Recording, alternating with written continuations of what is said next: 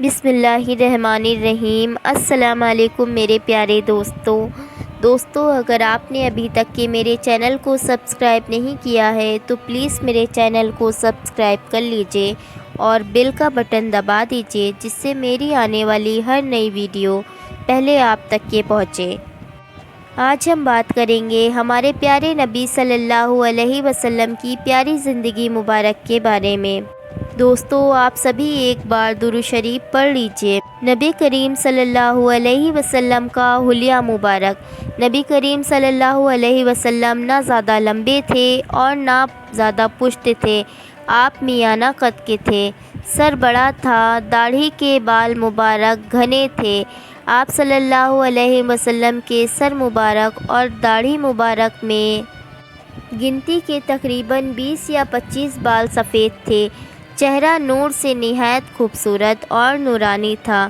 جس نے بھی آپ کا چہرہ نور دیکھا، اس نے حضور صلی اللہ علیہ وسلم کو 14ویں کا چاند کہا۔ نبی کریم صلی اللہ علیہ وسلم کی خوشبو مبارک۔ آپ صلی اللہ علیہ وسلم کے پسینے میں ایک خاص قسم کی خوشبو آتی تھی۔ چہرہ نور سے جب پسینہ ٹپکتا تو موتیوں کی طرح معلوم ہوتا تھا۔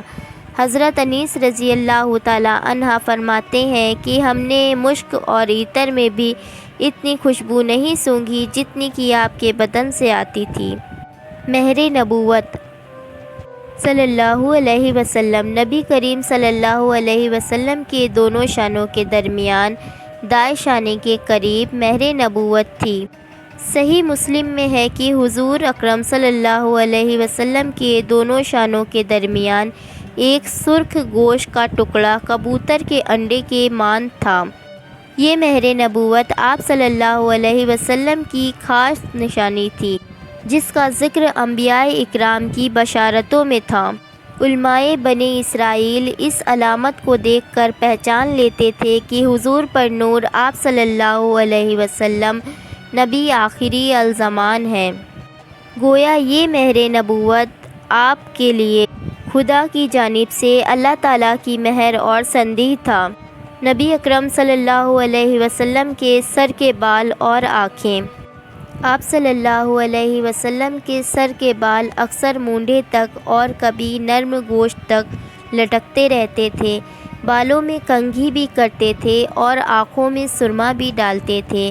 باوجود یہ کہ آنکھیں قدرتی طور پر سرمگی تھیں، آپ کی آنکھیں نہایت خوشنما اور کشادگی تھیں، خوب سیاہ اور سرخ مائل تھیں۔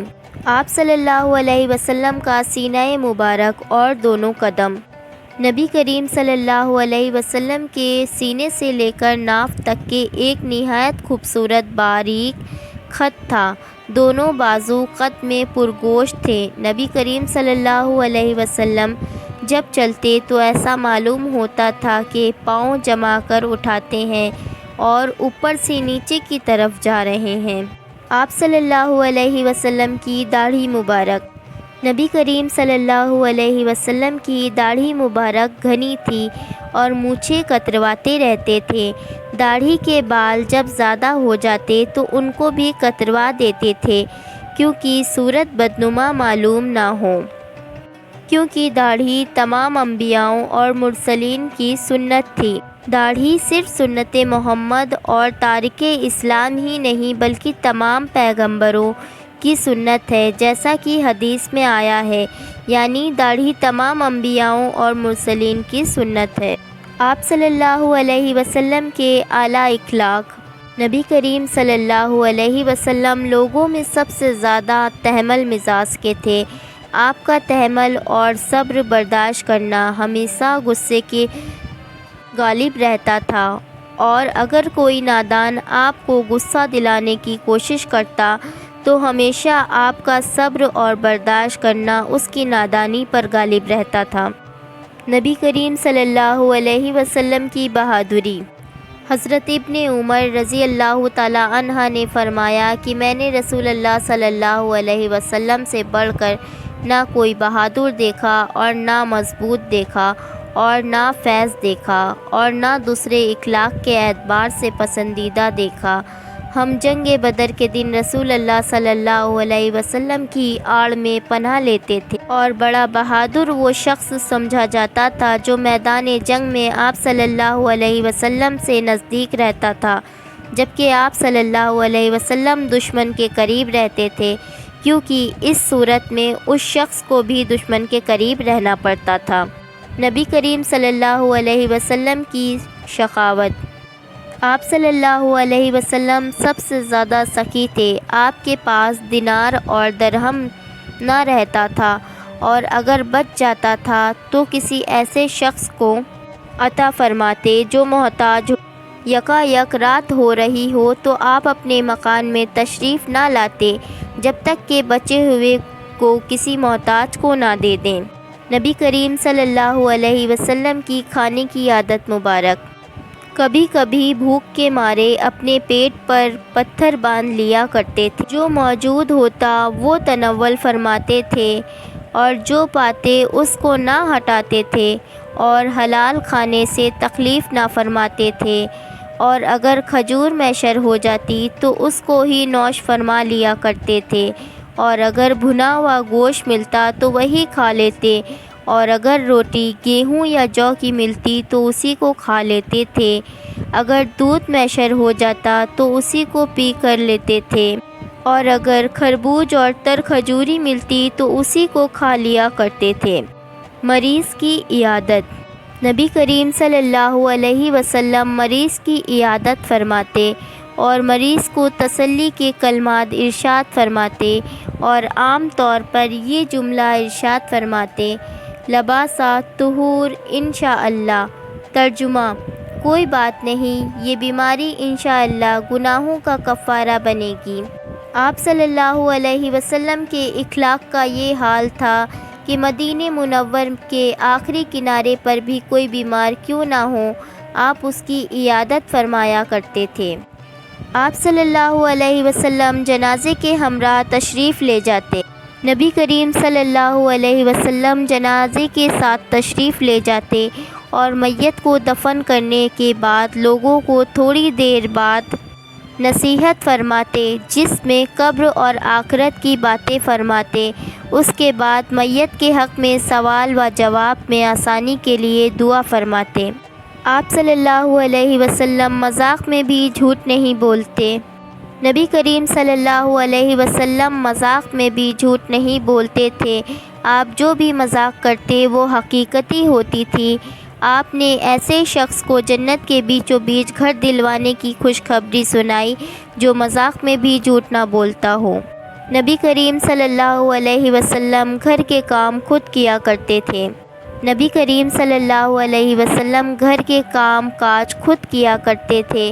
اپنے جوتے گاٹتے، اپنے کپڑوں میں پیون لگاتے اور بھی کام کیا کرتے، اور ازواج مطہرات کے ساتھ گوشت کاٹتے تھے۔ نبی کریم صلی اللہ علیہ وسلم کا لوگوں کے ساتھ برتاؤ۔ آپ صلی اللہ علیہ وسلم فقیروں کے ساتھ بیٹھتے تھے، مساکین کے ساتھ کھلاتے تھے۔ جو لوگ اخلاق میں افضل ہوتے ان کا اکرام کرتے اور اہل شرف کے ساتھ سلوک کر کے ان کو خوش کرتے تھے۔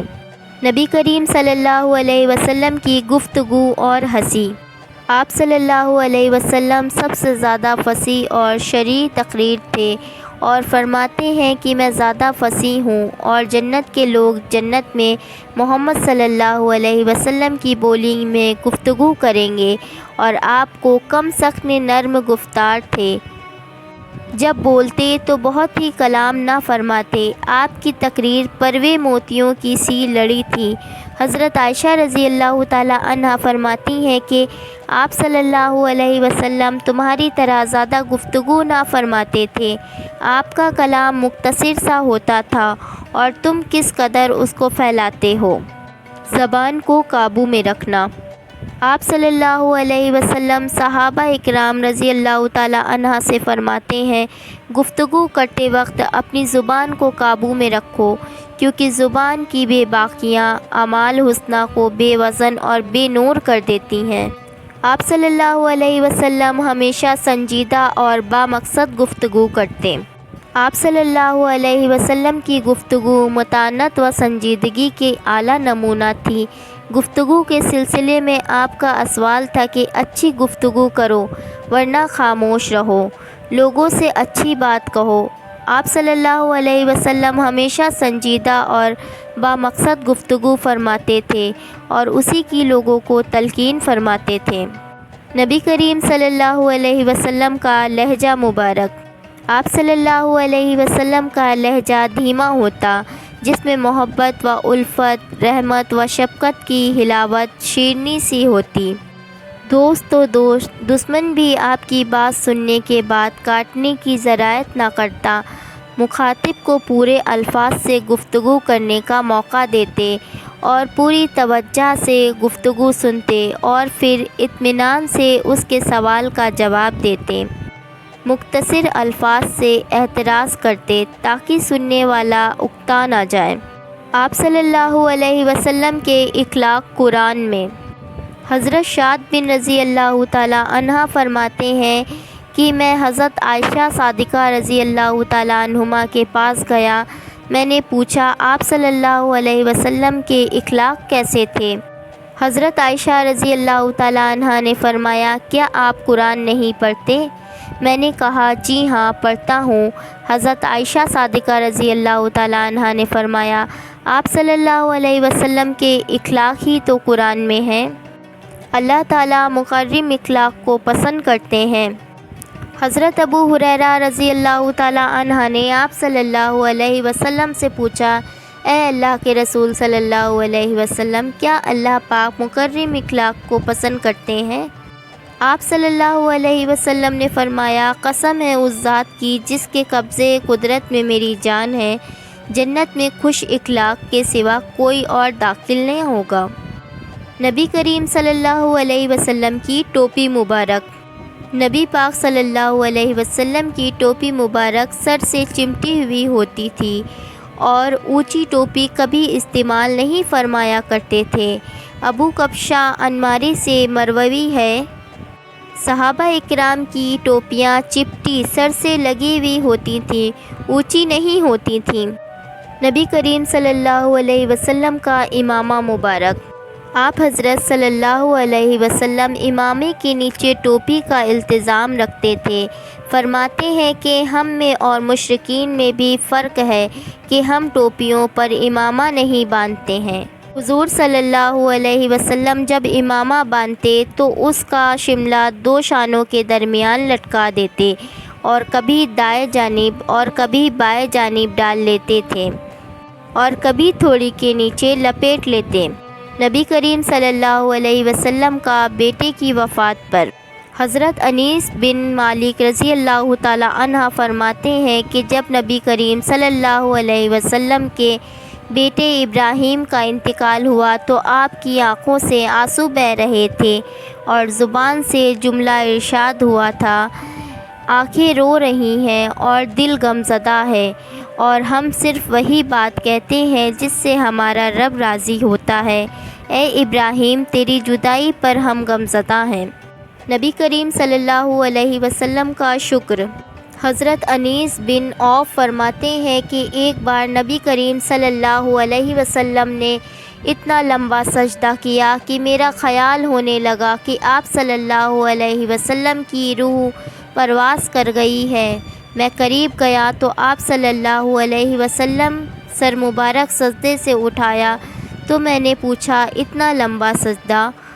مجھے ڈر لگا کہ آپ کی روح پرواز کر گئی ہے۔ آپ صلی اللہ علیہ وسلم نے فرمایا جبریل نے مجھے خوشخبری دی کہ اللہ تعالیٰ نے فرمایا جس شخص نے آپ صلی اللہ علیہ وسلم پر درود بھیجا اس پر رحمتیں نازل کروں گا اور جس نے سلام کیا میں اس پر سلامتی کروں گا، اس لیے میں نے سجدے میں شکر بجا لایا۔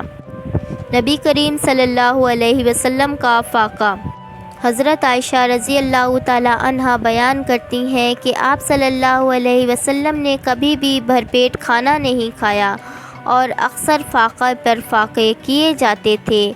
ایک اور روایت ہے کہ اماں عائشہ صادقہ رضی اللہ تعالیٰ عنہ فرماتی ہیں کہ نبی کریم صلی اللہ علیہ وسلم کے گھر والے ایک ایک مہینہ اس طرح سے گزارتے کہ گھر میں آگ نہ سلگائی جاتی اور ہمارا کھانا یہی ہوتا، کھجور اور پانی۔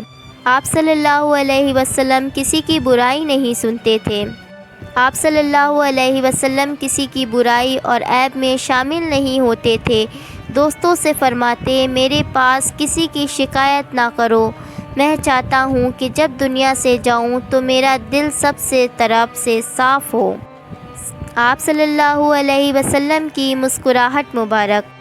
آپ صلی اللہ علیہ وسلم زیادہ تر مسکراتے تھے اور کبھی کبھی ہنستے تھے، البتہ آپ صلی اللہ علیہ وسلم قہقہا نہیں لگاتے تھے۔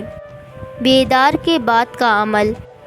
حذیفہ رضی اللہ تعالی عنہ سے روایت ہے کہ رسول اللہ صلی اللہ علیہ وسلم رات میں جب نیند سے بیدار ہوتے تو اپنے منہ کو مسواک سے اچھی طرح رگڑ کے صاف کرتے تھے۔ دوستو، اگر یہ ویڈیو آپ کو اچھی لگی ہو تو کمنٹ میں سبحان اللہ